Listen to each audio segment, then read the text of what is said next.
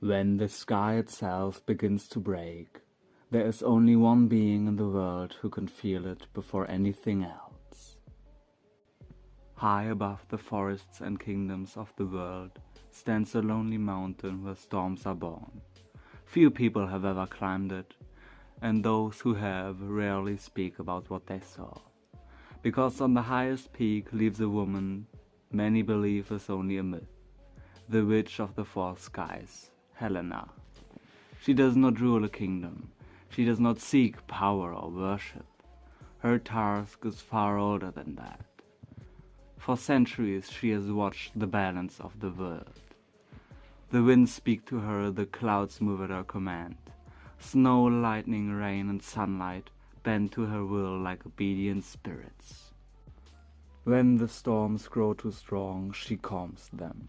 When drought threatens the land, she calls the rain. For hundreds of thousands of years, the sky has obeyed her perfectly. Until recently.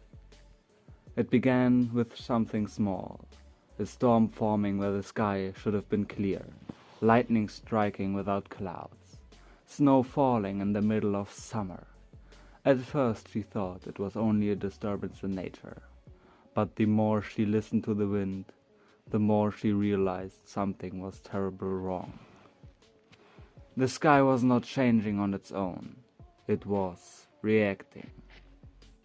Reacting to something far beneath the world. One night, as thunder rolled across the mountains, the witch looked towards the distant forest, towards the place where ancient roots reach deeper than anyone knows, and suddenly the storms around her grew violent. Clouds twisted like frightened animals, lightning split the sky again and again. The winds were not obeying her anymore, they were warning her about something ancient that had begun to wake, far below the forest floor.